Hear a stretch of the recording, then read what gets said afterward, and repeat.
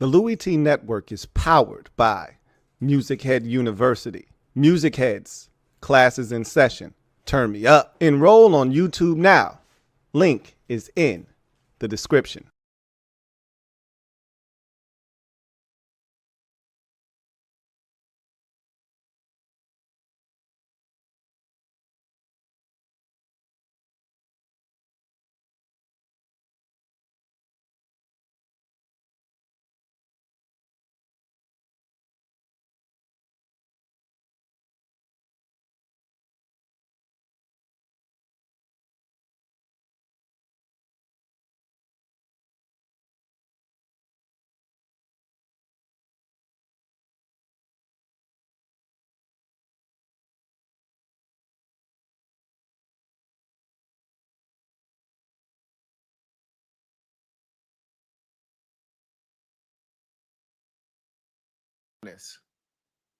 Can y'all hear me? You should be able to hear me now. Can you hear me?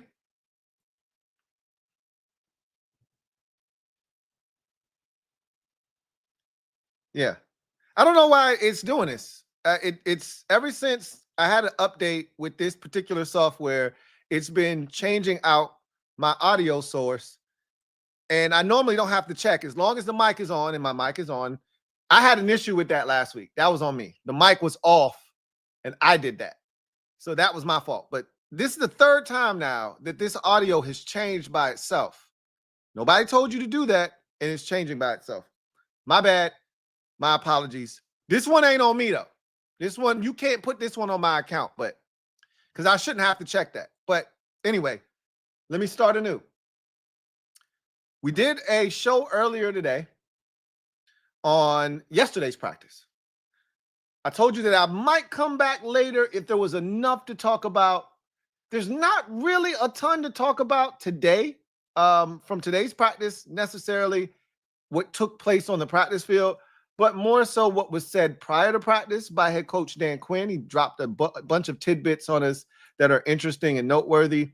I want to talk about something that I didn't talk about yesterday that I should have. A couple of things, actually. I didn't bring up Laramie Tunsil's injury, which transpired yesterday at practice, so I should have talked about that. But luckily enough, the media brought it up to Dan Quinn, so that'll give us a chance to elaborate upon that today on this particular show. I want to go all the way back to Friday's preseason game.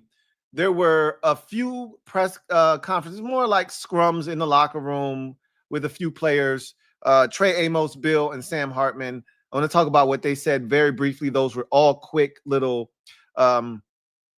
media scrums that the team threw up on the team site that I just got wind of, watched them. So I wanted to talk about what they said. Really disappointed we didn't get the interviews from the two rookies. We were supposed to hear from Kane Medrano and Jalen Lane today after practice. I thought in a formal setting, maybe they had scrums with those guys and made them available that way. But because I saw that Candy had thrown up something on her, X account, but it was only like 50-something seconds long. So I wonder if there's a longer piece of that coming a little bit later on. Maybe it will or not. But I want to talk about a couple of items from practice yesterday and then kind of start looking forward to tomorrow's practice because of what Dan Quinn told us it's going to be. Really excited about that. So before we get to any of that, let's get to some house cleaning real quick. I told you guys that I was excited about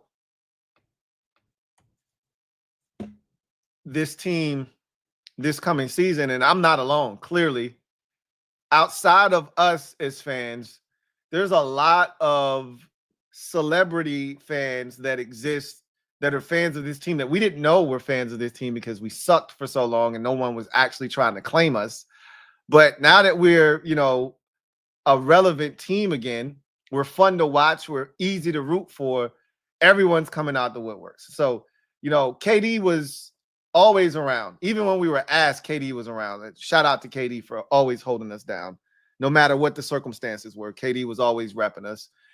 Josh Hart is from the area and clearly is a Commanders fan.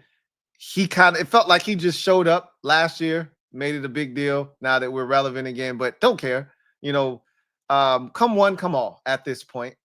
And a guy that, got on my radar for the first time last year because he did one of the intros for the postseason games. I want to say he did the hype video for he was either the Tampa game or the Detroit game, one of the two.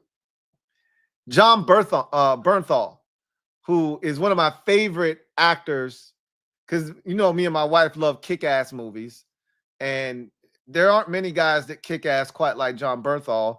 And Punisher is about to come back out, so we're excited about that. We just watched what was the name of the movie with he and Ben Affleck when Ben Affleck has autism?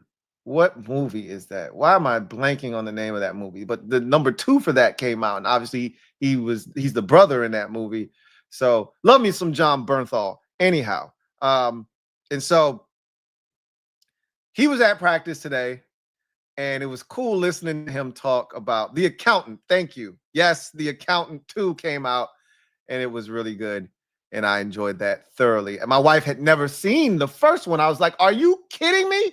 I made her go back, and I watched it with her. I made her go back and watch the first one, which that was awesome, and hadn't seen it in a while.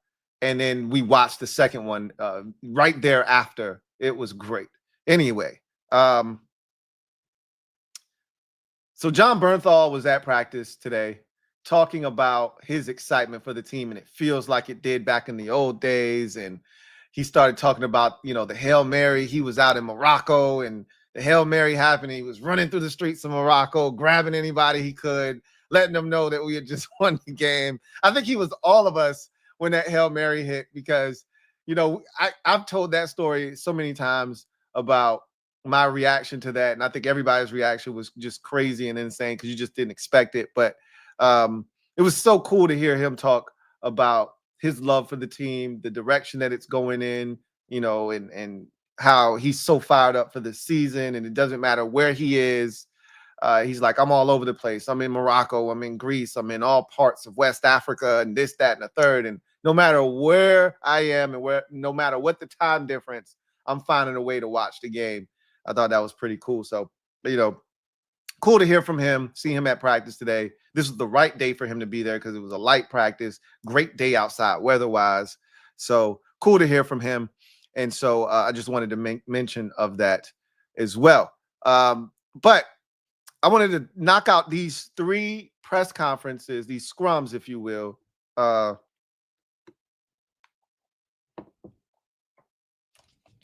from Friday after the game in the locker room. Obviously, it was a somber locker room. You get your ass whooped like that in a preseason game. There's nothing to be excited about. But it's always cool to hear from the youngins because their perspective of what's going on is a little bit different than the vets. They're just excited to play. You know what I mean? Like the vets, the ones that didn't play, it sucks, but they don't really care. They didn't play in the game. They hate that it went down that way, but they didn't have anything to do with it. The vets that did play, that's the ones I think it hurts the most. The rookies are like, yo, but I got to play though. And shit was wild. You know what I mean? Like Trey Amos was like, bro, got in there, first of all, chill is so damn chill, right?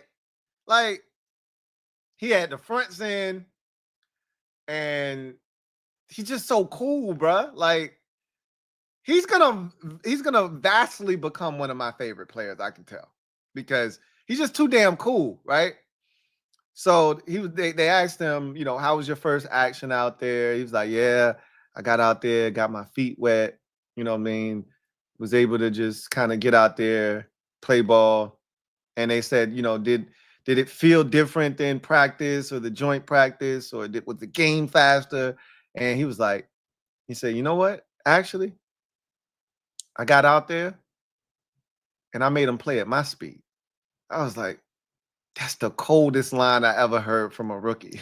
I said, oh, shit. Trey Amos, cold as a bitch. He said, I got out there and I played at my speed. I was like, God damn, that's cold. He said the joint practice was the thing that sped him up, and it got him to where when he got to the game, the shit just felt like practice again. So it was. He's like, yeah, no, I was straight. You know, it was a good experience, but I feel good. Like, I don't think I'm gonna have that whole man, the game's moving fast type of ordeal. I think he's gonna be in his element no matter what. Damn, I love Trey Amos. Bill is, Bill's goofy, right? Because Bill, he really wanted to play well. Like he said that the game didn't go the way that he envisioned it. Like, and he tried to pick his words carefully because you could tell he really wanted to say something else, but he was like, I don't want to say nothing crazy out my mouth. But he was like, and he said the game ain't go how, and then he was like, the game ain't happened the way I thought it was gonna happen. Basically, is what he said. Like he was gonna say the game ain't go the way that I envisioned it going in my head. Like I thought, basically, he thought he was finna go out there and rush for about 110 on just 7 carries. Like he thought he was about to go out there and kill it.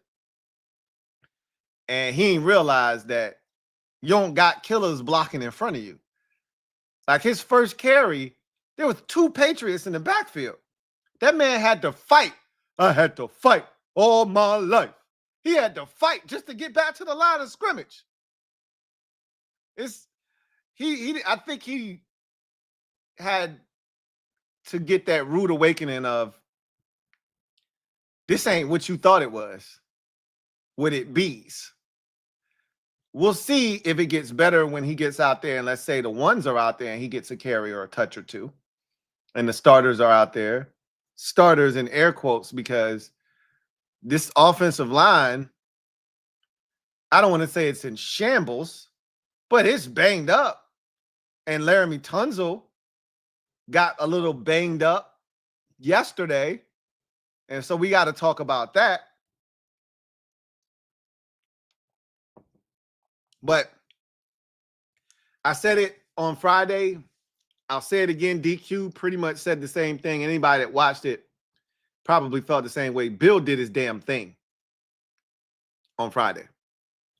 And you could do nothing but walk away impressed with what Bill did. And I could tell he was a little bit, there was a level of frustration with him with how that first game went. Because he built it up to be something in his mind that it totally was not. And that's not what he envisioned it being at all. And so he's like, you never want to, lose anything with competitors. That's what we do. We compete. So you want to win every time you step on the field. And he said, I think I might have played a little too fast. I disagree, but maybe the coaching staff told him he needed to settle down, let blocks develop. I thought he played at a pace that fit what was in front of him. It was a helter-skelter pace.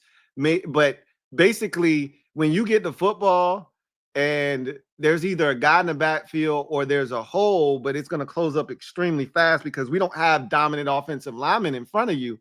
So if you see daylight, you got to run to it immediately. He said that he might have been playing a little too fast for his first NFL game. Might have been, a little excited. There might have been a little bit of extra juice there. So he might have to settle down. I didn't necessarily feel that way, but again, I thought for what was in front of him, I thought he maximized just about every touch that he got.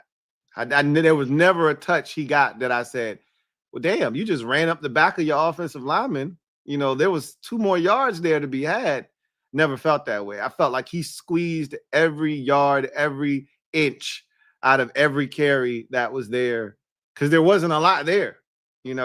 His best run, the 9-yarder, that shit was blocked for 4 yards. He pinballed off of 2-3 different defenders just to get the 9 yards. You know what I mean? Like the 16-yard catch that he had that got negated due to the Bobby Hart penalty, that's all him. Outran the defender to the edge, stopped and cut back on the dude and let him fly by, got up the field, cut back on another dude, and then got up the field once more and then got out of bounds. That was all Bill. You know what I'm saying?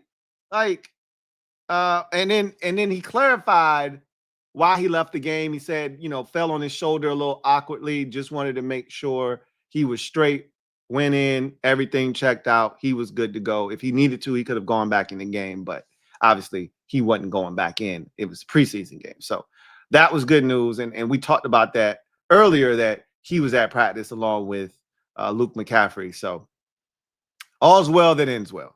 And then Sam Hartman,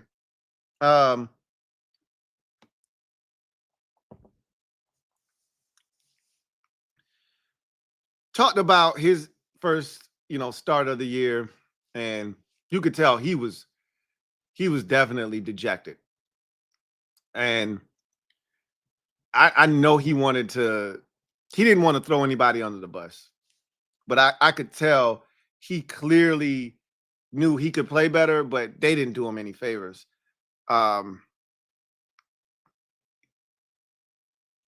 He didn't. I stand by this because I know everybody was killing Sam Hartman after the game, and I'm not telling you that Sam Hartman played a whale of a ball game, and the numbers don't do him any justice. I'm not going to sit here and do that.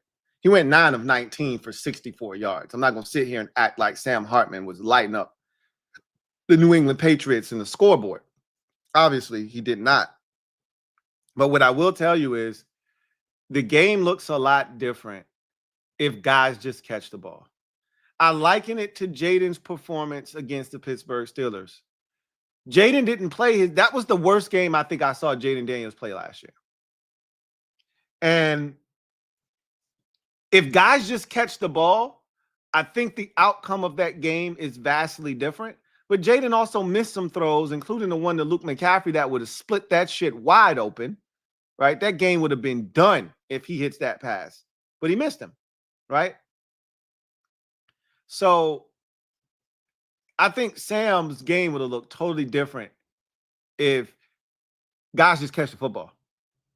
KJ Osborne drops a touchdown. Chris Moore drops not one, but 2 passes. Both would have been first downs. Both would have been sizable gains. And those would have changed the way that Sam would have gone about his business throughout the course of the game. Again, the pick is no excuse for that. And I could sit here and tell you that maybe he doesn't throw the pick if he doesn't feel the pressure of, we haven't done shit on offense the entire game. We haven't produced any points to this point. Maybe I need to press on this 3rd and 15 and try to get it all back. Maybe he doesn't feel that way if Chris Moore just catches the damn ball on the first possession, let alone the second drop. Maybe he doesn't feel that way. Again, I could tell he felt some type of way about how he played, but he also was like, in his mind, you could see, I ain't getting no goddamn help either, right? But he talked about the drive where Johnny Newton forced a fumble, gave them great field position, and they essentially went backwards on the possession, and how that was really frustrating. When the defense gives you great field position, sets you up with an opportunity to do some damage, and you can't do anything with it. That's really frustrating. And it was just a frustrating evening all the way around for Sam Hartman. But ultimately, he'll get more opportunities this preseason. And I still believe he can be solid.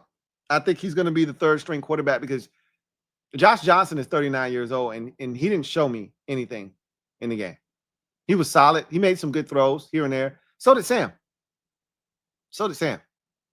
They both threw an interception. I think it's still Sam's job to lose, but he's going to have to play better, obviously. And he knows that. And he basically said that. And he also said, it's never cool to lose a game, no matter when it is, especially by 30. Facts. Facts. All right. So I got one more thing I want to talk about, but I'm going to weave it into DQ's pressure because I actually thought this was one of the more entertaining and informative press conferences we've gotten from DQ in a while. Because, look, we hear from this guy basically every day. So you're not going to gain much. Some guys ask the same questions, different ways. So you get some of the same answers. I mean, like, how many times can you tell me how Mikey Samer still has grown as a leader in year 2? How many times can you tell me how Jaden's grown as a leader? And like, but people keep asking them questions that yield those answers. So I thought today was just different. There were a number of different questions asked that prompted him to give us answers that give us better conversations to have, right? So let's get to DQ's presser today. He started the presser off by talking about an inter-squad scrimmage that they are setting up. And today was the first day of them setting up that inter-squad scrimmage. They split the teams into 2 teams, right? They split this team, the 90-man roster, into 2 teams of 45. One team is called the Burgundy team. The other team is the Gold team. So this is going to be the Burgundy and Gold inter-squad scrimmage. He said, think of it as a joint practice, but with just one team, right? I think that's a perfect way to describe it. This game, this scrimmage, if you will take place tomorrow. They split the teams up today, so there was a lot of trash talk today. And so just so you're clear on who's where and what, we don't know the exact teams, but most of the starting first team offense is on the Burgundy squad, and most of the starting first team defense is on the Gold squad. And then you just divvy up the rest of the pieces as they see fit, right? So the thing that's interesting is you're getting the players split up, but you're also splitting up play calling responsibilities and duties. So guys that haven't called plays and haven't been in that type of position before are getting the opportunity to call plays, to be in a position of power, to give them a unique training to help them prepare for opportunities that may present themselves in the future, whether here or somewhere abroad, right? I think that's pretty dope by DQ first and foremost. It's another reason that if I'm an assistant coach, I want to work for this guy because I feel like he's going to set me up for success. He's going to give me opportunities to better myself and be ready for the opportunity when it should present itself, right? This is another opportunity of DQ showing the staff that, hey, I got you, you know? And we'll get into some of what he said regarding this, but this is also a sign that DQ is also preparing for the future, which is also great to see. And I think that's a byproduct of DQ learning from maybe something he didn't do when he was in Atlanta the first time. I don't think he prepared for Kyle Shanahan to get a job, which he knew Kyle was going to get a job. Matt Ryan won league MVP, and they had the best offense in football, and they went to the Super Bowl and should have won. They were up 28-3. You damn right Kyle Shanahan was getting a job. And although the offense wasn't trash, I think the next guy that they had was what's my man name? Shucks. Sark. I think they had Sark after dark as their next offensive coordinator, if I'm not mistaken. I could be tripping, and it could have been somebody else. But I think it was Sark after dark. It was the next offensive coordinator. He wasn't terrible, but it wasn't Kyle, you know? So I think that's pretty dope. So I'm looking forward to this scrimmage. He said that the scrimmage is going to feature a lot of situational work. He said they're going to focus a lot on the second quarter a lot on the fourth quarter. So they're going to really get into those critical crunch winning time moments. I love that. I love that they're going to rep that because, as we know, this team plays in a shit ton of close games where the smallest of margins usually determines the outcome. And we were so prepared for those moments last year, and our opposition a lot of times weren't. And that's how we were able to benefit. We were able to make the plays when the Bears made a snafu and allowed us to get a free 12 yards by backing their defenders up. They weren't prepared for that moment. We were, because we knew to take that extra 12 yards to give us the football and to put the football in a position where Jaden could reach the end zone. Now, we were prepared, right? They weren't. Tampa Bay, Atlanta clearly was not prepared for a 2-minute situation at the end of that ball game. Hence, their coach going to overtime with 2 timeouts in his back pocket, despite having all the resources he needed to get his kicker infinitely closer. He forces him to kick a 56-yarder and leaves 2 timeouts in his back pocket heading to overtime. He wasn't prepared for that moment. We were. So I love that they're going to work on those things, because those are the things that are going to ultimately win us games next season, like they did last season. He talked about Laramie Tunsil. So yesterday, Laramie Tunsil tweaked something. It was minor. Now, someone said it could have been his groin, it could have been his hamstring, but he clearly tweaked something, was in a little bit of discomfort, left the field, returned, not to practice, but to the field, and could have participated if need be. If this were a game, he would have gone back into the game. It wasn't a serious injury, but he did injure himself, which we do not want to hear, because our offensive line is already in shambles. And we haven't even gotten to the second preseason game. So DQ said that Laramie is fine. He'll give us an update as to who's participating in this inter-squad scrimmage tomorrow, prior to the practice taking place.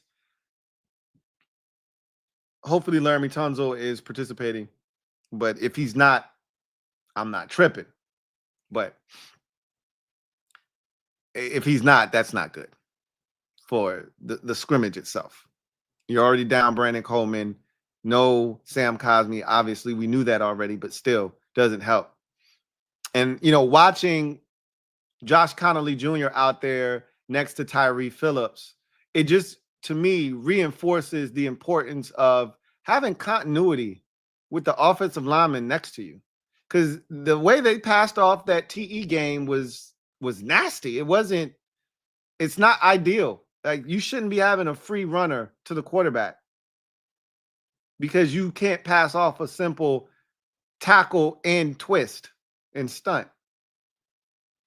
That's first day install, first day offensive line work, right? Combo work. And you could tell that they just didn't rep it enough together.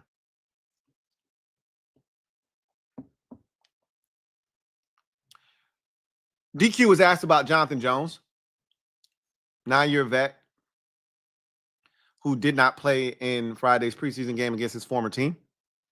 And he called him a true pros pro. He said, this man is squared away on and off the field. And you can sense that. Like, he just gets it. And he loves having that energy around guys like Trey Amos and other young, impressionable players on the defensive side of the football. And he's a great addition to the team. Not to mention, he's still a damn good football player and provides tremendous depth. He said we've been working him inside and outside. We call it the star position. And he's been, phenomenal for us. So they feel good about him.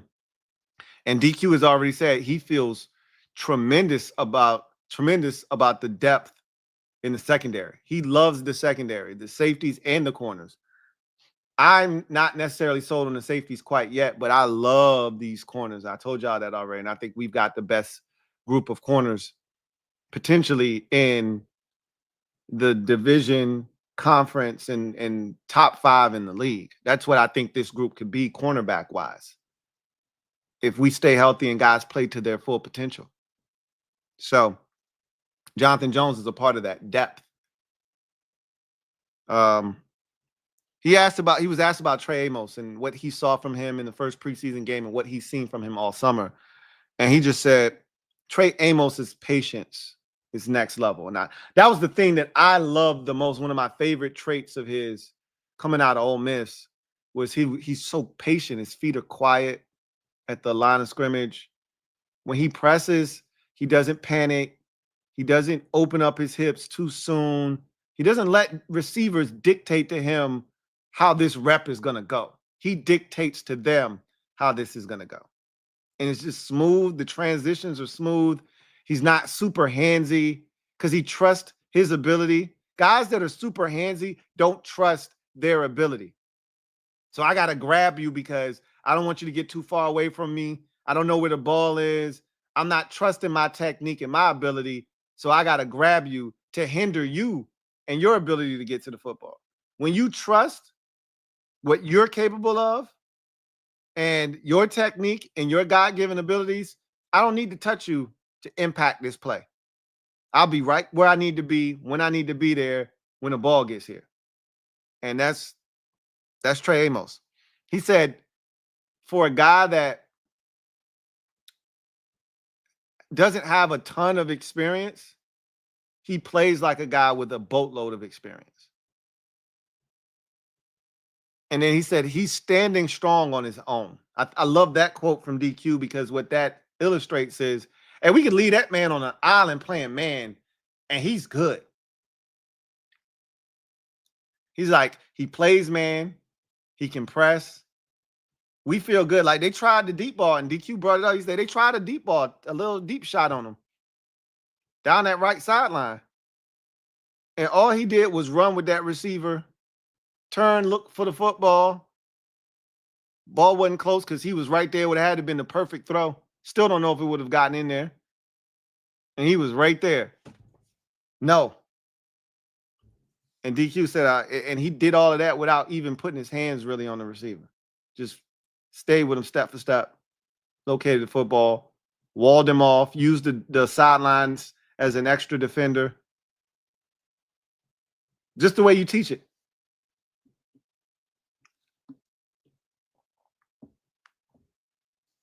He talked about Marcus Mariota, and he said, look, I know it's not ideal for Marcus to not practice and to not, get reps in the preseason games, et cetera, et cetera. You want him out there.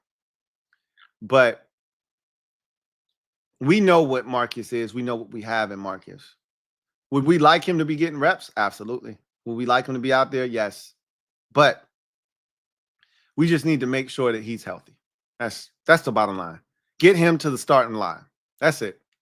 I don't give it. Of all the players, of all the other 89 players on this roster, if you ask me what's the one guy I don't really need to see the most, I'd tell you it's Marcus Mariota. Maybe it's Tress Way. Then Marcus Mariota. But even Tress Way needs some work. He wasn't sharp in his first game against New England. He got 2 touchbacks that could have been downed inside the 5 that he didn't put the right English on. So Tress could use some work too because he could be better. So it's really Marcus Mariota, though. I don't have to see Marcus Mariota on the field to feel confident that he's going to do what he needs to do if his number is called.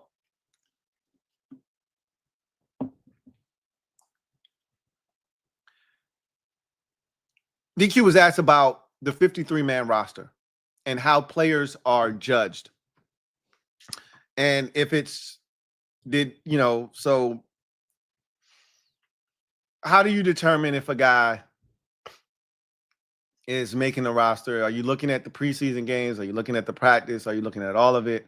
I thought it was a pretty self-explanatory question. Like, it's everything, right? Like, could a preseason performance be the deciding factor? Sure, but that's because you've taken everything into consideration between this player and that player, and maybe this final game was a showcase for both players who played a bunch of snaps, and you wanted to see how they would handle that opportunity. And one guy took the step forward that they were looking for, and so he got the slight edge. But you're still taking into consideration the totality of all the practices. And this could be talking about to all the way back to spring, right? You could have seen this guy grow and take, steps forward, leaps and bounds from the first OTA all the way to minis, all the way to training camp, all the way to the last preseason game. You're like, man, this guy's grown exponentially. He's only getting better and better, right? And he said it's the totality of all of it. It's practice, it's these games, it's the joint practice, it's all of it. He said, the first wave, we weren't including the first preseason game because it hadn't happened yet. Now, the first 53-man roster, or depth chart, the unofficial DEPI came out. Of course, they weren't taking into consideration the preseason game. It hadn't happened yet. But he's like, now that the preseason game is taking place, we're taking that into consideration too. So I think we already knew that. It's judged on the totality of everything, right? Then he talked about the B&G scrimmage again. He talked about that more in depth. And he talked about why this scrimmage is important. One, he said, we wanted to break up the monotonous, nature of training camp, but also we got this, weird 10-day space between our first preseason game versus New England, which was on the 8th, and the second one, which is on a Monday night, August 18th against Cincinnati. It's a 10-day window, and that's a lot of time. It's weird. We're not used to that in the summer. So we wanted to do something to kind of break that up as well, keep our competitive juices flowing. So, he said, as soon as I saw that come out with the schedule, he said, I started planning this. The players didn't know. Like Jalen Lane said, yo, he just sprung this on us literally this morning. We had no idea that this was going down. He literally told us this morning that we were doing this. So classic DQ, keeping everybody in the dark. I love it. Keeping the players on their toes. And they split them into two rosters, the burgundy and gold. And he said, this is when he got into the specifics about staff development and giving guys an opportunity to call plays. So I'm assuming that you're going to get an offensive and defensive coordinator for both of these squads, neither of which are Joe Witt Jr. or Cliff Kingsbury.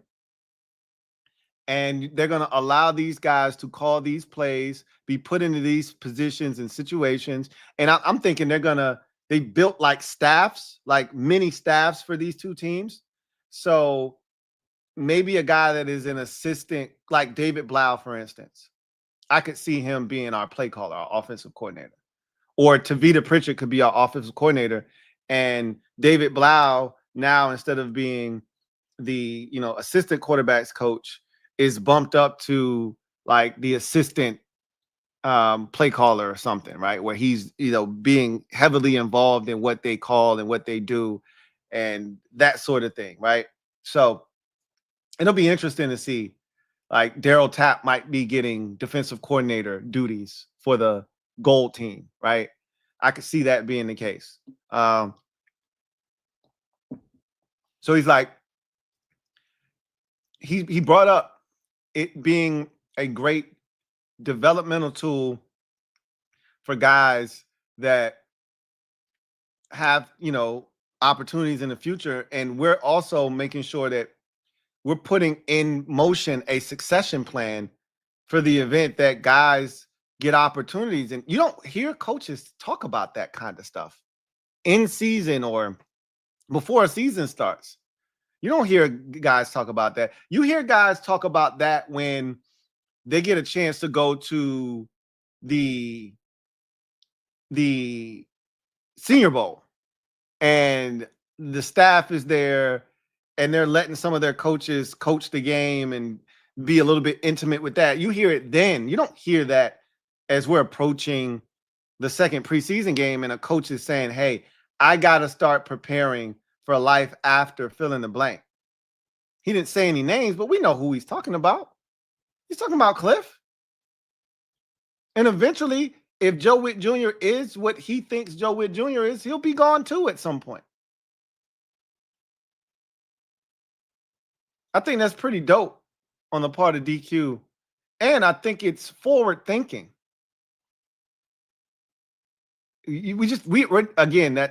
These are things that we're not accustomed to here. We're not accustomed to anybody else wanting our stuff first and foremost. We haven't had an assistant leave here and get a job since Sean McVay. Sean McVay's been in LA for how long now? His first year there was what, 26? No. Jared Goff's first year in the league was 2016. He got there the year after Goff got there. So 2017, we haven't had an assistant coach get plucked from our staff to become a head coach since 2017.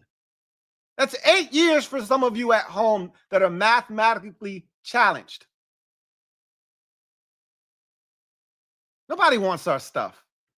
Well, that was until DQ showed up and built this all-star staff. Now, all of a sudden, we're in demand. And DQ's like, I'm aware. So I got to make sure my ducks are all in a damn row. I love it.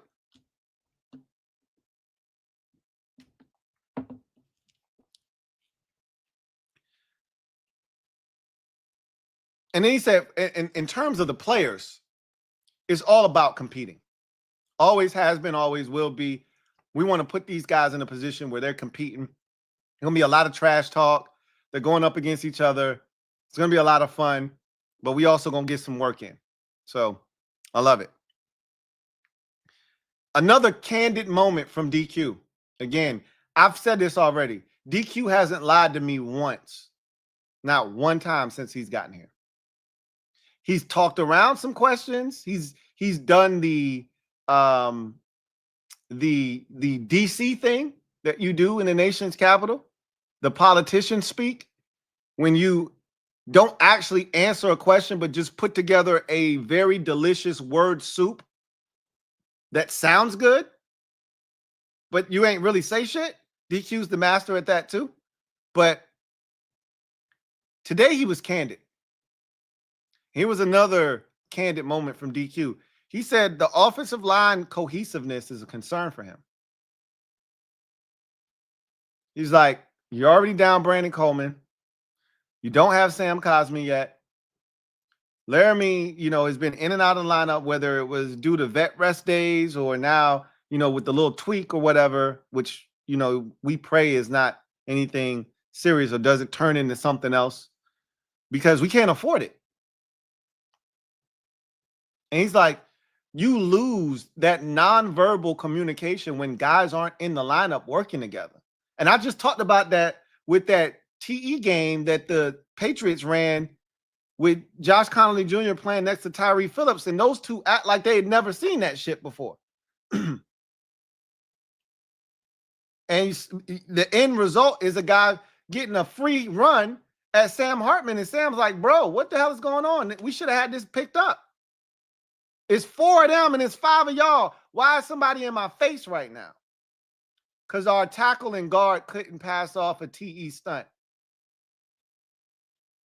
They couldn't pass off a game. And so that nonverbal communication is important. Just knowing what a guy's going to do in a situation without having to say anything, you just know how that guy's going to play off of you and you're going to play off of him. You know how he's going to react to this and respond to that. And so it's easier for you to do your job because you already know I can play off of him and this is how he's going to get it done right here. Well, when you don't have guys healthy and getting those reps together, it becomes a problem. And DQ said, look, the only good thing about this is You're getting different guys out there. You're getting different combinations out there because, as we all know, the NFL is a war of attrition. How often is it that you get 5 offensive linemen that play every snap of every game for 17 games? It just doesn't happen. I was watching the Bills on Hard Knocks, and they got 16 starts out of 4 out of their 5 offensive linemen last year in front of Josh Allen.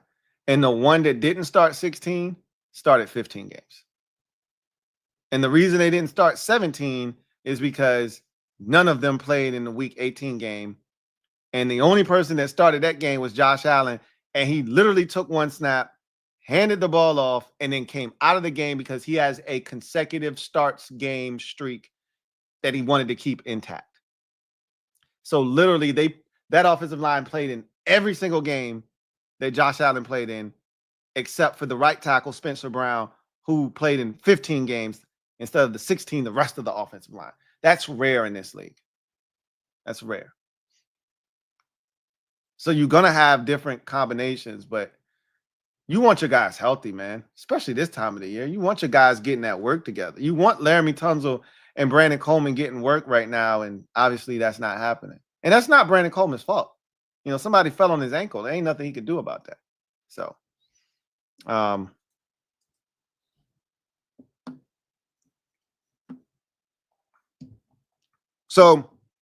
DQ was asked about the Dom Hampton move. And in so many words, he basically said, we tried some shit. It didn't work. We moved on. That's essentially how I look at the Dom Hampton transaction. We drafted him. We saw an athlete. We thought we could convert him to linebacker. We tried an experiment. We wrote down a dope-ass hypothesis. We did the experiment. We tested it. We added in extra variables. The shit didn't work. We move on. And that's basically where he left it at. Was we tried it. We gave it some time. And we realized he ain't what we was looking for. He ain't fitting what we need him to be. So we got to move on. And I can respect that. And they said we just wanted to give him time to latch on somewhere else. Right? We didn't want to hold this man up, hold him hostage until the end of the summer where it's harder for him to get some work. We're going to give him an opportunity to go latch on somewhere else right now. So piggybacking off of that, the next question was like, well, did you just look at, because, you know, my assumption was they just looked at the room and said, it's this room behind our starters is just too young. Because, again, Nick Ballore ain't playing no defensive snaps. That man is a core special teams thing. And ain't no defensive snaps for him. So, at the end of the day, you really just looking at Dom Hampton, or you were just looking at Dom Hampton, Jordan McGee, and Kane Madrano. I mean, you're talking about puppies. It's all puppies. It's just a bunch of puppies barking, making noise. And so I thought they wanted a veteran in there to you know, show the puppies, I'll show you how to do this, son. And DQ was like, nah, they want none of that shit at all. We needed to move on from Dom. And we just thought we needed to add some help to the linebacker room. It ain't had shit to do with experience. We just felt like we just needed to add a dude. It was time. I was like, oh, shit. Well, all right. Translation, we ain't getting enough out of that room past Bobby and Frankie. And if Jordan, we love Jordan McGee, but he got to stay healthy. And if McGee ain't healthy and he ain't been healthy, we got to be able to rely on some damn body. We got to be able to rely on somebody. And Kane ain't ready. And obviously Dom won't have, was not even viable. And if McGee ain't healthy, we got to be able to lean on somebody. Duke Riley's that guy.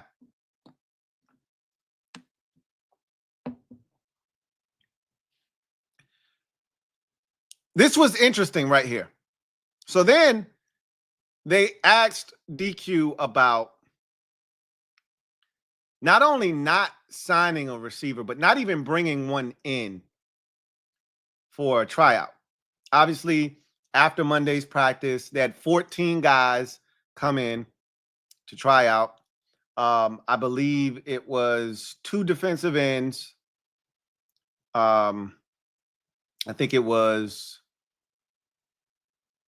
like 4 offensive linemen, 3 or 4 offensive linemen, and then the rest were all linebackers, right?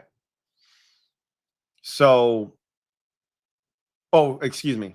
I think it was 2 edge rushers, like 3 offensive linemen, like 3 or 4 corners, and then the rest were linebackers. And they end up signing 2 of the corners in Duke Riley. So they asked him, is it you got is the situation that you guys are in at the receiver position, you guys not bringing players in here for a workout at the receiver position, is this you guys showing confidence in the guys that are already here, or you want to give them more opportunities, or you feel good about your position and you don't feel like you need to add anything to it? And he's like, it's definitely the first one. We like the guys and we want to give them more opportunities. He's like, we're not there yet. They may get there, but they think that they're going to be fine at the receiver position. I want to enter this in. So yesterday, I was told by 2 different people that Tay Martin was getting first team reps yesterday for the first time. Now, I remember bringing this up after the game, and I mentioned him in passing. It was a throwaway line. I was like, and I just want to make mention of the fact that I thought Tay Martin had a good night. And then I kept moving. Like, I don't want to spend any time on Tay Martin because it's Tay Martin. Like, he's not making the team, so I'm not going to waste a ton of time talking about him. But that's Ed's guy, Big Play Tay, as he calls him. He looked good. He looked fluid. He looked like he belonged. Again, take it with a grain of salt. He got in the late stages of the second quarter into the second half, but he made plays. When the ball was thrown to him, he caught it. He looked like he belonged on an NFL field. He didn't look overwhelmed. No matter what the level of competition looked like out there, he looked like he was at or above that level. And so he was the second leading receiver on the team in the preseason game number 1 versus New England. Obviously, Ja'Cory Brooks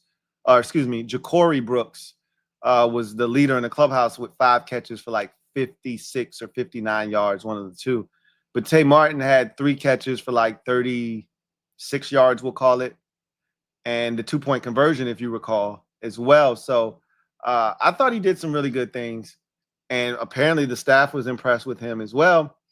And they're giving him more opportunities to see what he can do. At this point, I don't really give a shit who it is.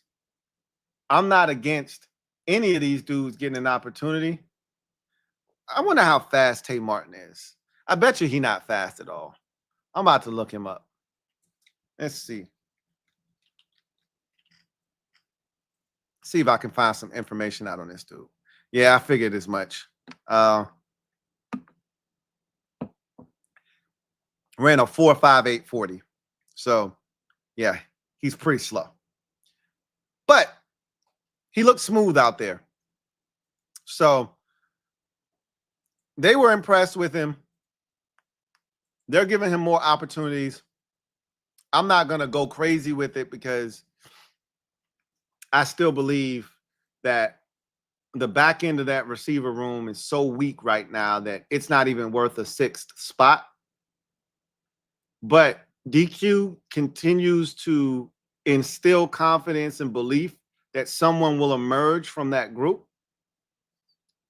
I think he's also banking on the fact that Terry McLaurin and Noah Brown will return to the lineup at some point making that group whole again and putting everybody back to where they, belong, not asking anybody to do more than what they should be being asked to do. And it will properly slot all the receivers, and all of a sudden we're not having these discussions. I think that's a dangerous game to play, given the fact that Noah Brown has not been able to stay healthy his entire career, and Terry hasn't had any work this entire preseason, training camp, etc. Mini camps, right? Now, Terry's in phenomenal shape. I'm pretty sure he's continuing to keep himself in shape despite the ankle injury. But ultimately, you can't be assured that he's going to come back and there won't be any ill effects from all of this time not being out here with his teammates. So it's a dangerous game that they're playing. I will say that. And Tay Martin, Ja'Cory Brooks, I don't know if either one of those dudes are really going to help you as the sixth receiver this year, to be honest with you. If you like those guys, you can easily stash them away on the practice squad. I don't know if Ja'Cory Brooks, I'm going to be honest with you. He got run with the ones again, and I found it really interesting that they didn't put him out there with the ones, even though he had been taking more of the reps with the ones. He took more of the reps with the ones during the joint practice. I am shocked that they didn't let him get out there and get some run with Sam Hartman. He didn't get in the game. His first action wasn't until the second half. And he got right to the shits immediately. I think he had 3 catches on that first possession to start the second half when they marched it down the field and got in the end zone. He was a huge part of that. Or they might have even settled for a field goal. I don't remember which was which, but he was a huge part of that. He made the catch that got challenged, but they upheld it, said he caught it, which I thought it was a good catch. He got busy quick. So I wonder if they're trying to hide him. I don't know. We'll see.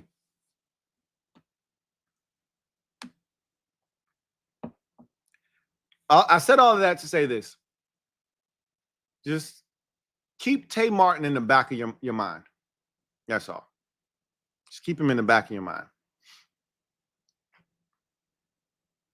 DQ was asked about Jalen Lane and Kane Medrano, and he talked about those two guys and said that he's been really impressed with both of them.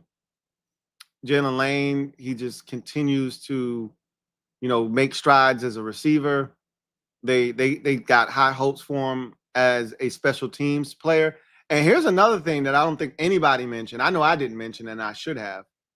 Jalen Lane made a tackle on special teams.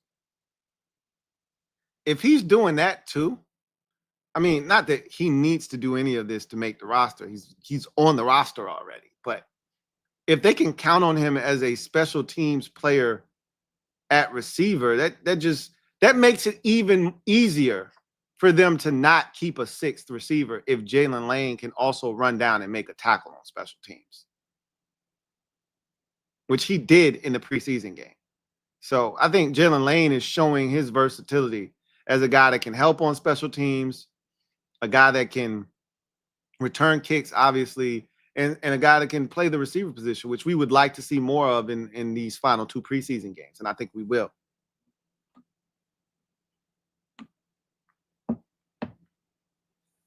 Kane Medrano, DQ said we used him in so many different spots, which they did, and I talked about it on Friday night after the game. They used him as a mic. They used him in coverage.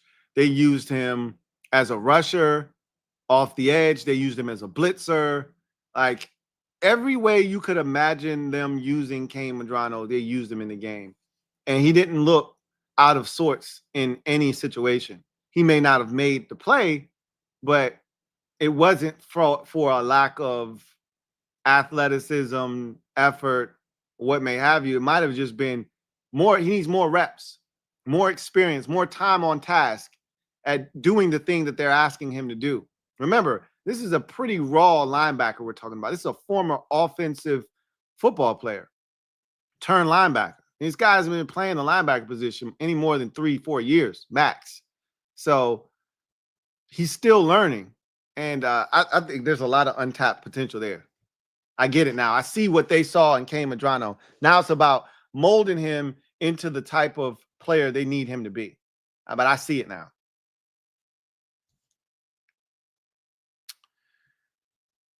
Then DQ was asked about the importance of the preseason. And he said, the preseason is it's a demonstrated evaluation, right? Guys get to actually go out, put their performances on film for them to be evaluated. He said that it's broken up into like 3 different clusters. You've got the youngins who just going out there, running around, having fun. You want to see the youngins get acclimated, get the experience that they need, and kind of get their feet under them, right? Then you have the vets that are fighting for roster spots. It's important for them to go out there, put their best foot forward, compete. They're going to play a ton and put themselves in the best position to make the football team. And then there's the starters and the guys that are already comfortably on the roster, but looking in to sharpen their skills and get ready for the season. And that's exactly what they're out there to do, is to get the reps necessary to prepare themselves for the regular season and to put themselves in the best position to be ready once the season kicks off, right? So he's like, the preseason is very important, but for different reasons, for different types of players.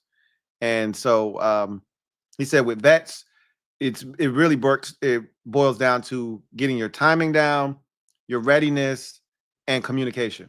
That's what they're looking to do. And he said for the youngins, you're just trying to get experience. Just get out there, live bullets, different team. As they like to say, nameless, faceless opponent.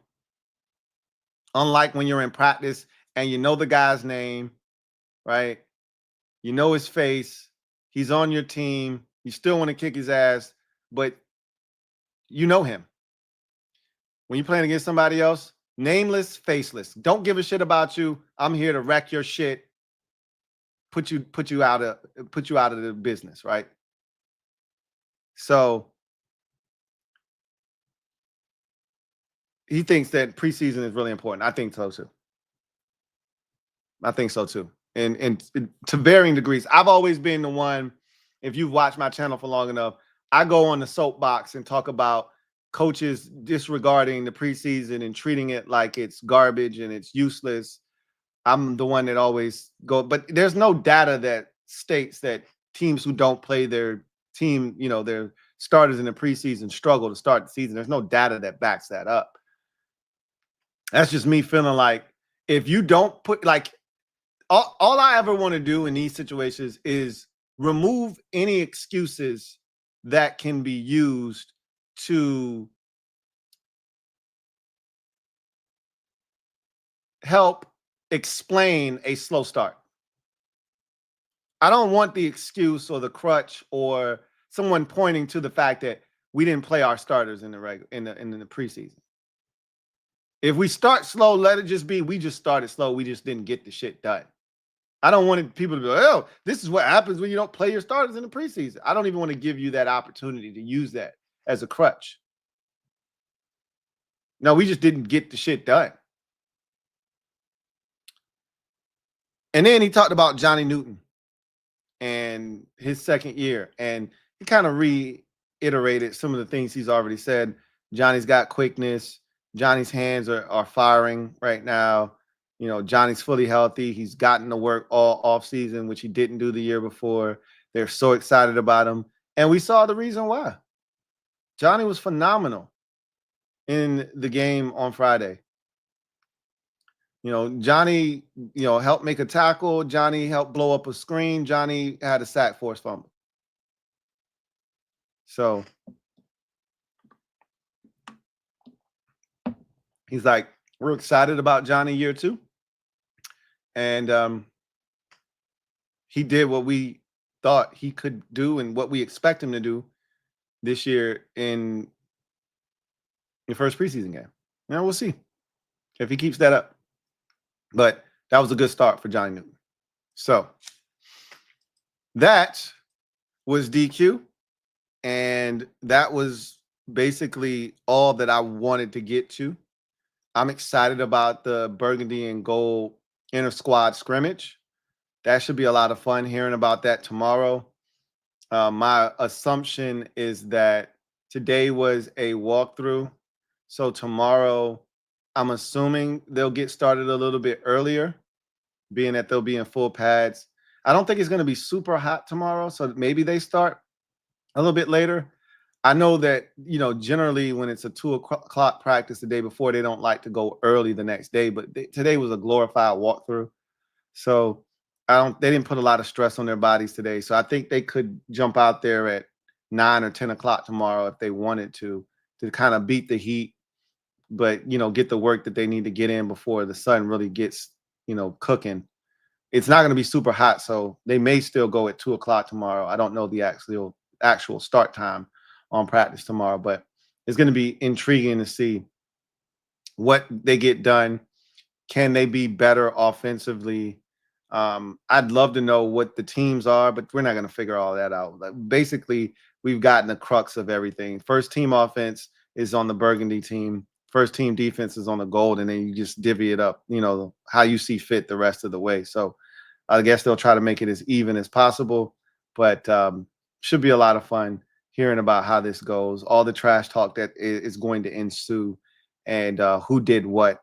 And it should make for a lot of good fodder tomorrow when we hear from the players after practice.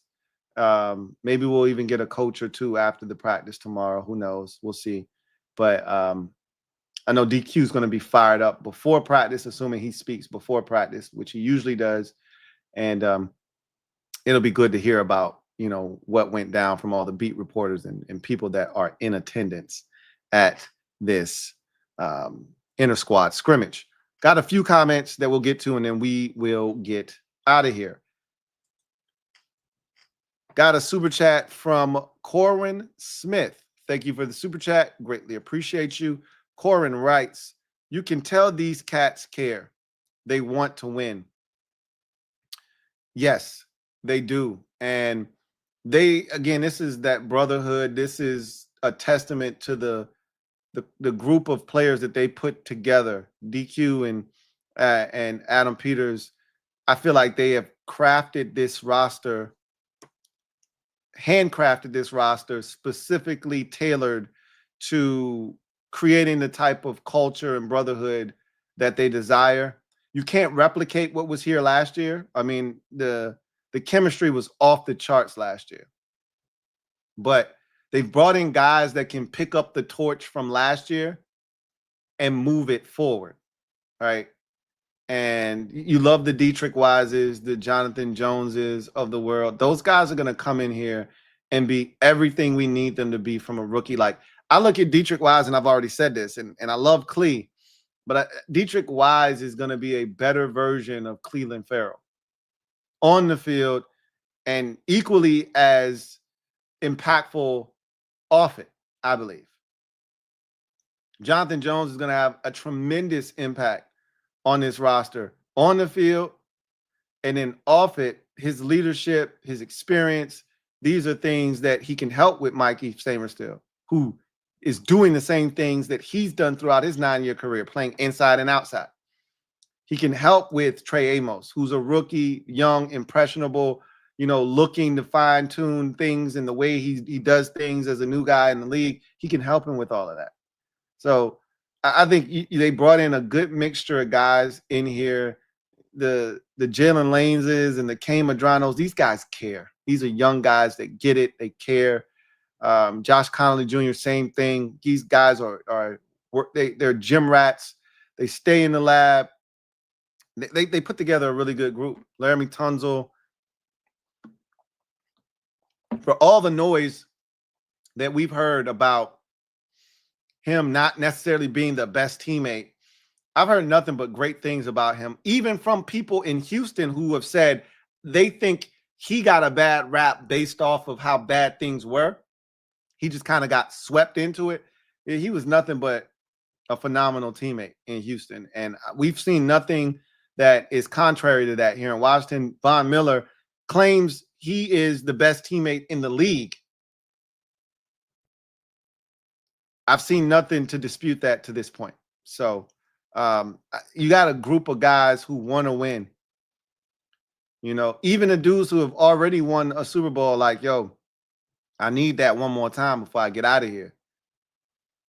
Von is like, I just left Josh Allen, bro. You think I'm just going to go anywhere? Nah. I'm here because of Jaden Daniels, bro. Bobby's like, yeah, I got a shot to win. Zach is like, yeah, I got a chance to get another one.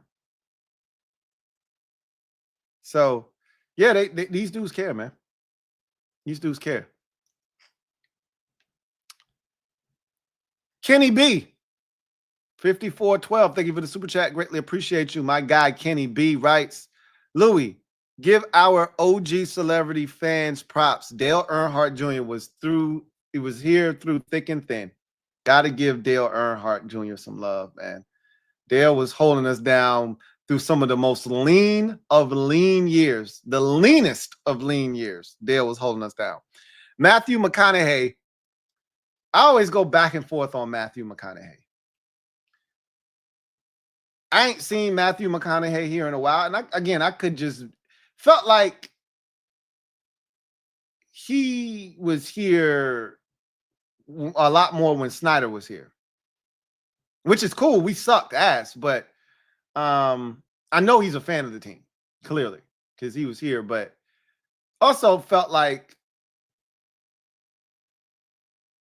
I don't know, he might have been cool with Snyder and not necessarily cool with Snyder. I don't know if they have a great relationship or whatever, but felt like he was here a lot more when Snyder was here. That's all. I haven't seen him. And again, he could have been on the sidelines, or he could have been around, or he could have been talking about the team all last year, and I just missed it. It felt like I haven't seen him in about 3-4 years since Snyder really hasn't been heavily involved. That's my take on that. And again, y'all can correct me if I'm wrong on that. I want to be wrong because, again, he was another dude that was around when we were out here cheering for the likes of, you know, Alex Smith on one leg. He was here when we were out here, you know, cheering for Josh Johnson, you know, the first time he was here in Washington. So, yeah, no, they were definitely here through some of the dark times for sure, Kenny B, without question. No disrespect to those guys. And I know Earnhardt, he still be around. So, much love to Dale Jr.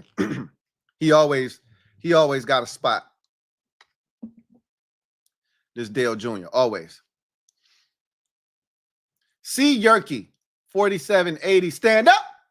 You are the newest member of the MOBB mob. You know what to do. Show C. Yerky some love. Welcome with open arms. Welcome to the squad. C. Yerky, 4780. Glad to have you on board. Uncle App, thank you for the super chat. Greatly appreciate you. Thank you for being a member of the MOBB. My guy, Uncle App, writes, Lou, you got grand on deck? I don't right now. I'm dry right now. I'm staying dry until the 24th. Speaking of which, perfect segue. If you're out there, August 24th is the date.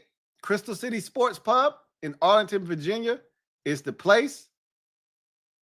And the who is the Commanders Kings, which we will be live on August 24th at Crystal City Sports Pub in Arlington, Virginia, turning up for you guys, having a blast, talking the best team in the NFC East. Yes, I said it, the Washington Commanders, as we will preview the season, preview and predict the 53-man roster.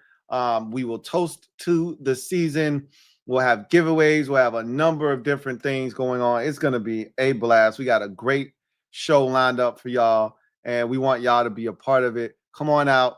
Join us at Crystal City Sports Pub in Arlington, Virginia on August 24th. It's the day after the final preseason game, so there will be so much to talk about at that time, and we want you guys to come in and join us. $45 are the tickets to get you in the building. We have less than 30 tickets remaining as the tickets continue to fly off the shelves, the proverbial shelf. If you want to be in attendance, you're running out of time. Do not wait. Do not procrastinate. Get your tickets and be great. Live, Commander Kings from Crystal City Sports Pub in Arlington, Virginia on August the 24th. Doors open at 5. The show gets started at just under 6 p.m. and we are going to turn up. Looking for you and yours to be in the building. Cannot wait. Bart Scott can't wait. So I ain't got no grand on deck right now, but I do plan on grabbing a little bit for the season. I know that's your drink of choice. I have a little bit on deck when the season gets started, but I don't want to tempt myself. I have no adult beverages in the house right now as I'm staying clean until the 24th of August. So no grand on deck yet, but I'll have some in the cabinet just for you.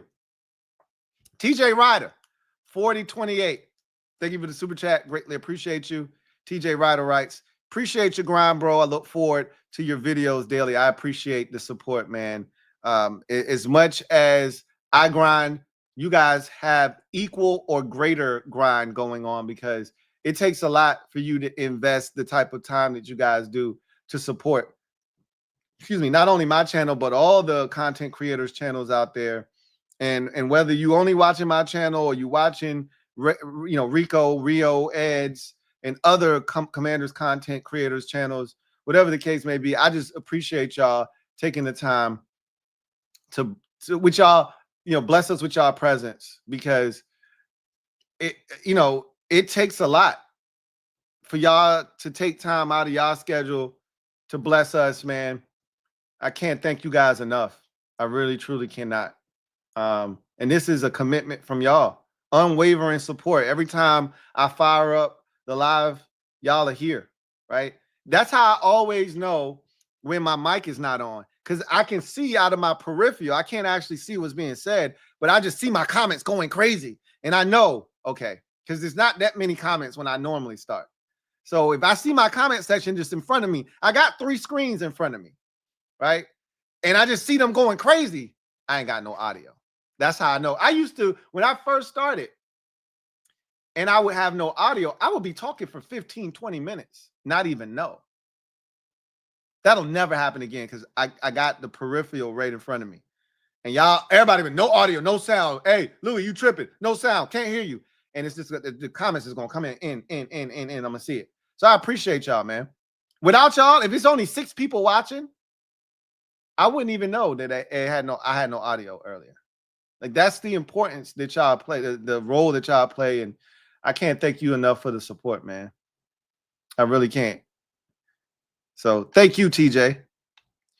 Chauncey Davis, OG, triple OG, been a member for 41 months. Salute to you, OG, triple OG. John Perez, been a member for 18 months.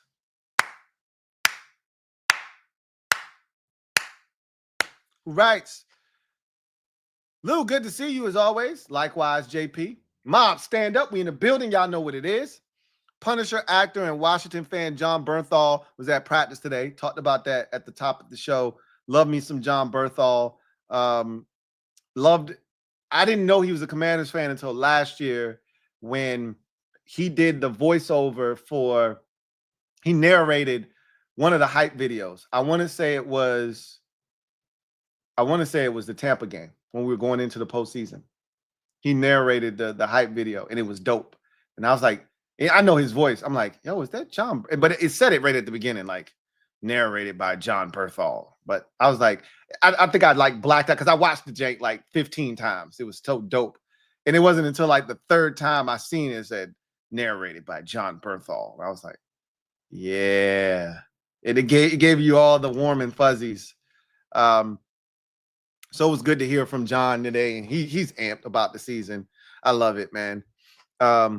He said, Amos, Tunzel, Debo, and Connolly look great so far. Also got my Super Bowl throwback jersey in the mail today. I saw that you posted about that. Amos, Tunzel, Debo, and Connolly look great. Yeah, they all look really good. Connolly, I think, has started to pick it up here of late, and he's really starting to look like a guy that you spent the first round pick on. I still think the hand placement can be better, but I told y'all this on Friday night, right after the game. I was impressed with his run blocking. He really was putting in work as a run blocker in this game, sealing off defenders, getting a piece of one guy and getting to the second level and sealing off another dude. I saw him do that on at least 2 different snaps. Saw him get out in front of a couple of runs that could have been, much bigger if every other guys would have done their job to allow his block to matter. But I just thought he looked really good in the run game. And that's where DQ talked about his athleticism. That's where you get to see it. When he gets to get out in the space, get up to the second level, he looked really good for sure in that spot. Chauncey Davis, OG, triple OG, my guy, CD. Thank you for the super chat. Greatly appreciate you. Thank you for being a member of the MOBB. My guy, Chauncey, writes, Lou, OG, maybe I've experienced both worlds, the winning and the losing. I still appreciate what we're doing. Sometimes I have to pump the brakes and realize this is just our second year of the new regime. Facts. I'm not pumping any brakes. I'm all gas, no brakes right now. And maybe it'll backfire on me and I'll crash out and burn, but burn, baby, burn. Like I'm ready for whatever happens. But I've waited for too long and I've prayed for times like this. So ain't no going back. We got one of them ones at quarterback. I'ma hype the shit out of him because I know what he's capable of. We got us a real deal coach that's ready to win a Super Bowl and do damage, and not just one. We ain't come here to just win one. We trying to turn this whole into a dynasty. I'm telling you, we trying to turn this shit into the Kansas City Chiefs of the NFC. That's the type of time we on over here. So it's easy to fall into the trap of we went to the NFC Championship game. They made some improvements to the roster. Oh, Super Bowl, here we come. I always tell people, we still got a ways to go. This is year 2. And that's the part where I'm like, amen. You got to remember, we don't have the depth. This roster isn't where some of the other teams that have been at it for 4, 5, 6, 7, 8 years, i.e. the Baltimore Ravens and the Philadelphia Eagles and the Buffalo Bills. They've been at this thing, chasing a chip in the case of Baltimore and Buffalo for, 5, 6 years, right? Building around their star quarterbacks. Meanwhile, Philadelphia has been having a really good roster for the last 5, 6 years. They just had inconsistent quarterback play, but they've won 2 Super Bowls in the last 8 years, and that's a testament to their roster. So we're nowhere near those teams from a roster, building standpoint. We're in year 2, but it speaks to the level of play from our quarterback that we're even in the same vein, the same discussion, the same breath with teams like Philadelphia and Baltimore and Buffalo and Kansas City. The fact that we're even in the conversation with the Detroit Lions and teams like that is because of 5. And that's why, we got one of them ones, because we don't belong in that conversation. If you look at our roster, we don't belong in the conversation with those teams. Our roster isn't anywhere near as good as those teams' rosters are. But we got 5. And that evens everything out. Puts us right in the ballpark. We got a league MVP candidate on our team. So yeah, we in year 2. And I think that ass whooping we just took from the New England Patriots puts everything in its proper perspective for those of you who were talking crazy about how good this roster was, how much depth we have. Hey, I just need you to pump your brakes and drive slow, homie. Drive slow. But don't get it confused. The depth of the roster, the overall depth of the roster, and the frontline talent, and having 5, 2 separate conversations. You don't got to have the Eagles roster to win a Super Bowl if you got number 5 at quarterback. They got to have that roster because they don't have 5 at quarterback. They got a good quarterback. This is where Eagles fans get all in their feelings. They got a good quarterback. He just ain't one of them ones. So there has to be a team around him. Our guy don't have that luxury right now. He don't have that luxury. And we still got a shot. So, feels good. But Friday's game was a reminder from a total roster standpoint, we got some work to do. I say one more strong offseason, and if this draft, which I think this draft that we just had, the 5-player draft, I think it's gonna be phenomenal. I think we're gonna hit on at least 4 of these 5 guys. We may hit on all 5. And if you do that, I mean, shit, Adam Peters for general manager of the year, right? But at some point, we got to start signing, guys, identifying players on other teams that we did with Frankie Louvu and Tyler Biadasz and Dorrance Armstrong. You got to start identifying guys that you can pull from somebody else's roster and say, hey, that dude's worth a 3-year deal. And he's going to be here for a little while. Like they did this past year with Javon Kinlaw. You got to start identifying more of those dudes. And not just doing it just for the sake of doing it. You got to identify the right guys. But you add in one more good draft, assuming that the first one continues to pan out, the second one does what we think it can do this upcoming year. You add another quality draft next year, and then, all of those free agents, because we still cycling through a bunch of 1-year guys. A lot of our free agents are 1 year. So you're not building up the back end of that roster until you get more guys in here on multi-year contracts, whether they're young, veterans, etc. You can't build up your roster the way you want to until you get more guys here that you can start to rely on multi-year deals. Because next year, Jonathan Jones may be gone. Dietrich Wise may be gone. Zach Ertz may be gone. Bobby Wagner may be gone, right? And I could keep going with all the guys that we signed here to 1-year deals, and it'll look totally different, right? Von Miller gone. Debo could be gone. Like, this whole roster could look vastly different next year. These are guys we're counting on, by the way. You got to get to a point where you got young guys in here on, cheap labor, on rookie contracts that are going into year 2 or going into year 3 that you're counting on, that you can look and say, hey, we got one with this dude right here. You want the problem that the Cowboys have had, where they drafted so many good players, they got to figure out, how the hell do we sign all of these guys? That's the problem you want to have. That's a good problem to have. We'll get there eventually. But yeah, we in year 2. Some people do forget that.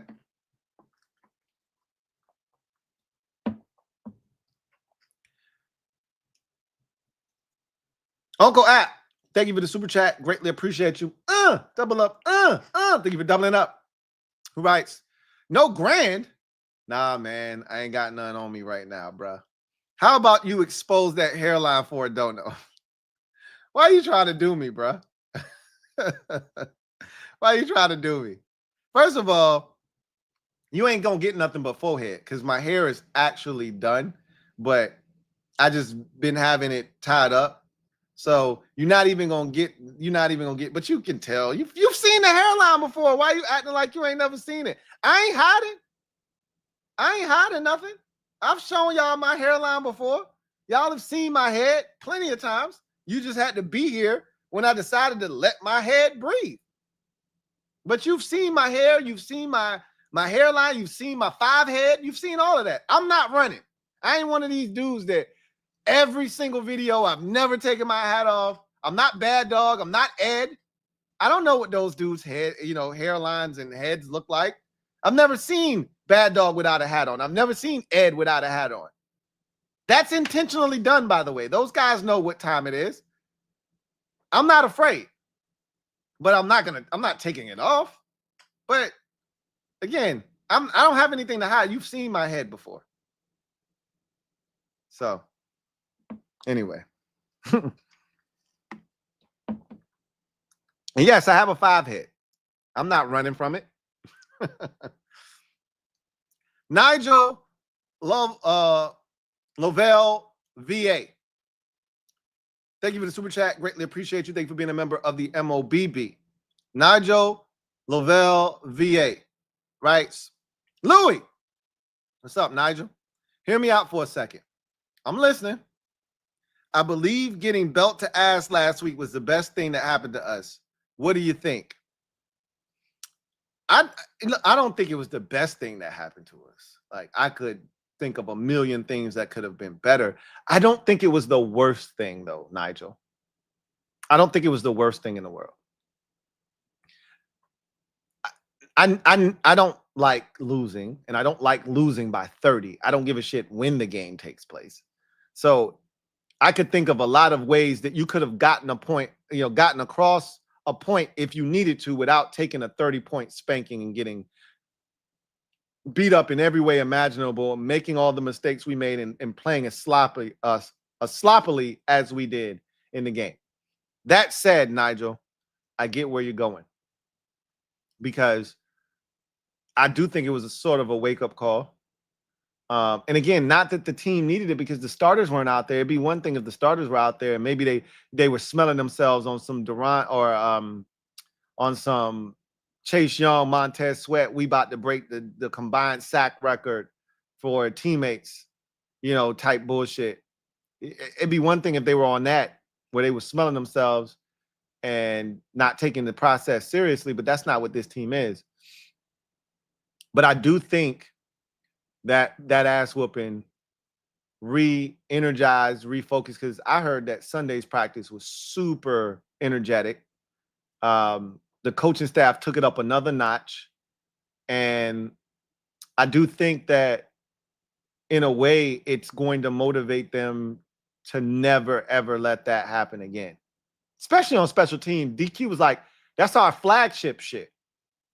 Like, special teams, that's the shit that we do over here. Like, we can't be having that happen.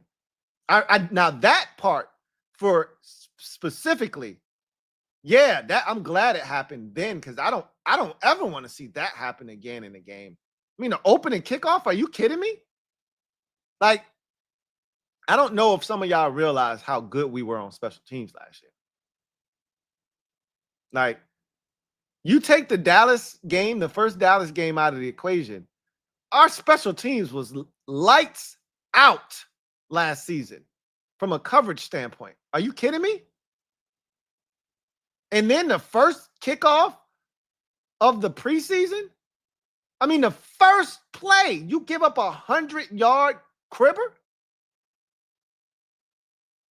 A residence call on the first play on a kickoff? Nah.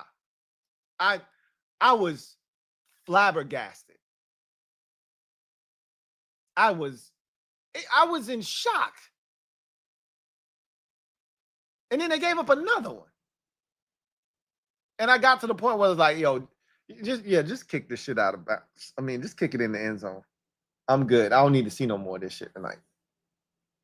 So when I tell you that I do think there were certain aspects of the game that were good for us. They needed to see that this shit wasn't good enough, or guys needed to make these mistakes now so that they don't make them come September. That was a good thing. But getting your brains bashed in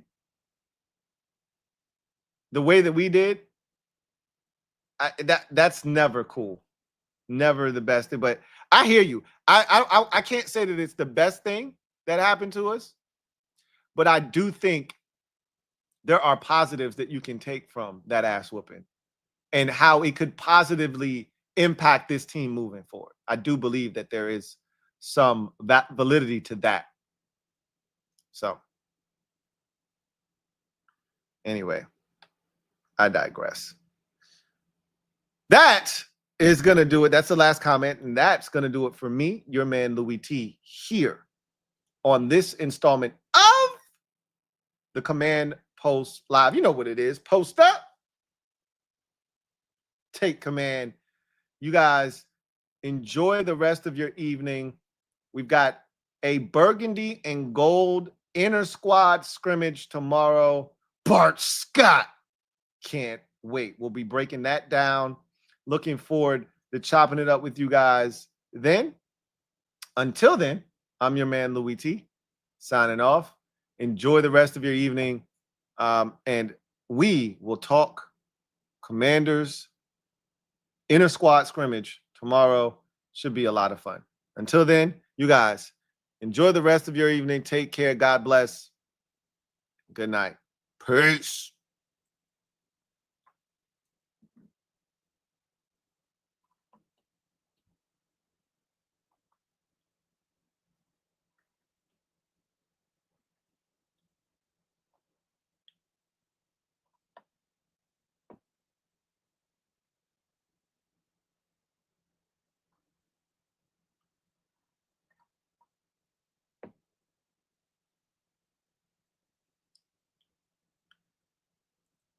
Ain't nobody running.